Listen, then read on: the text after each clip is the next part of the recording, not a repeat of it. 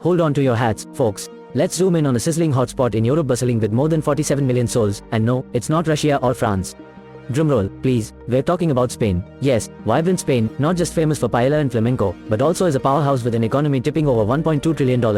This makes Spain the 14th largest economy in the world, folks, and get this. It's hot on the heels of Russia, a giant with way more land and triple the population. The spice in Spain's economic recipe? A booming tourism sector that keeps the cash registers ringing. So next time you think of a bustling, booming European hub, skip the usual suspects and put your money on España.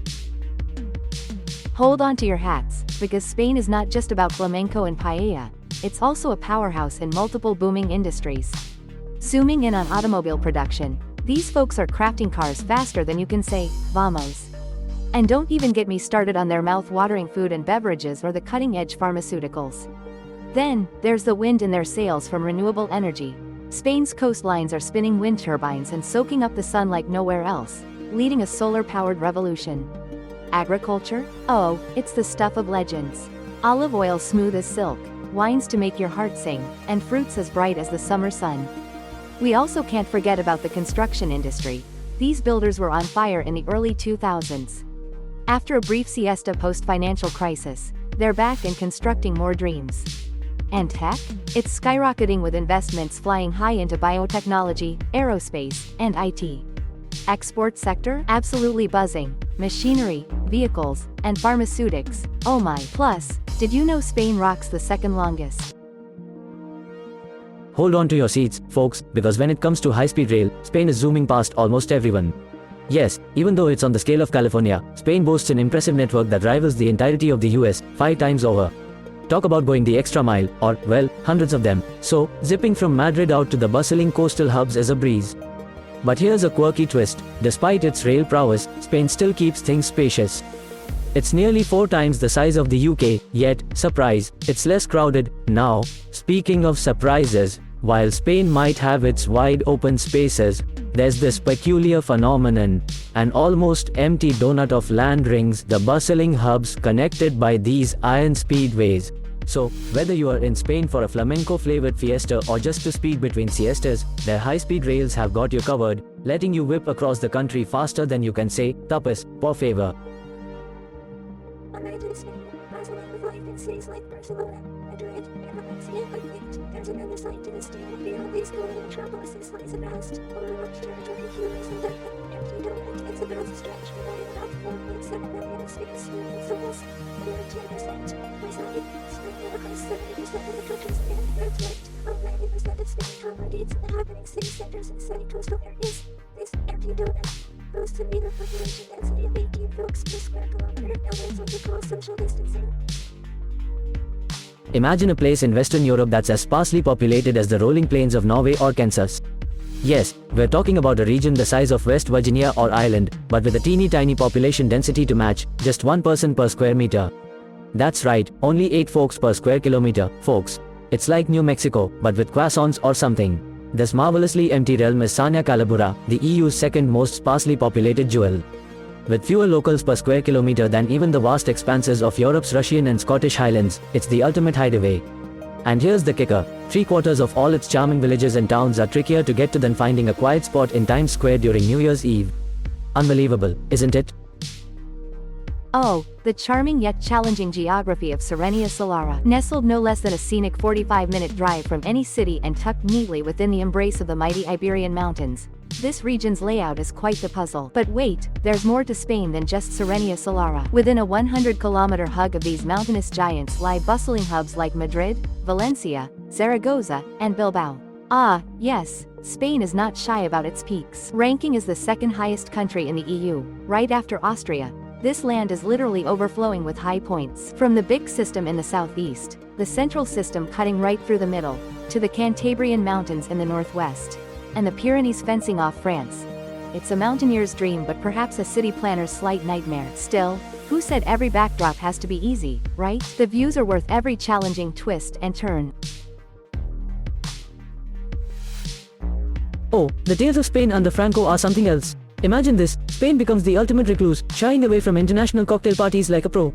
They didn't join the United Nations Club until 1955, and oh boy, they took their sweet time getting into the European Economic Community, not until 1986. Political parties, unions, not in Franco's house. The man insisted on Spain being self-sufficient, turning it into the economic equivalent of a hermit. And guess what? This strategy had the economy pretty much frozen in time, thanks to the hangover from the Civil War. This economic frostbite pushed people, either at odds with Franco or just strapped for cash, to pack their bags.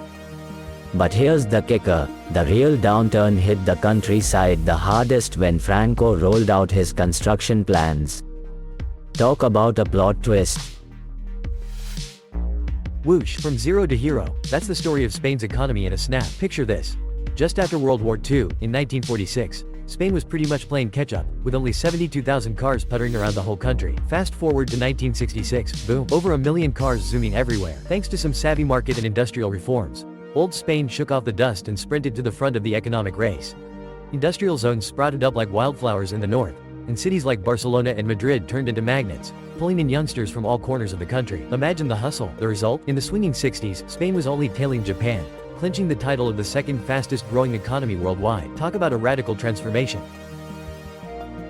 After the curtain fell on Franco's rule in 1975, bye-bye absolutism, Spain became the hotspot for many returning immigrants, who flocked mainly to the bustling, newly industrialized areas around Madrid. Funny how they all congregated there, regardless of their original hometowns, right? Well, fast forward a couple of decades, and voila! Spain is now playing host to a remarkable migration scene. Since the early 90s, it's been a revolving door of arrivals primarily from across the pond, that's right, Latin America, thanks to those historical ties with its former colonies. Now, hold on to your hats, because over 15% of Spain's current population was born overseas. And yes, most weren't just born outside of Spain, but outside of Europe, which puts Spain on the global leaderboard as the 4th largest recipient of immigrants in Europe and the 10th worldwide. Talk about a global mix. And just to throw in a bit more dazzle, Spain's total population pretty much doubled from 1900 to 2000. Although the countryside saw some numbers drop, the overall population numbers are still holding strong. Spain, you're quite the crowd pleaser. Oh, Spain, land of paella, flamenco, and a really, really low birth rate. In the past decade, España's population growth flatlined, like, absolutely zero growth from 2015 to 2021. Why? Well, blame it on Spain's ultra-low fertility rates. And why is that? Spoiler alert, it's not for lack of romance. It's the severe shortage of family support policies. Among its European pals, Spain is the stingiest in doling out the dosh for families.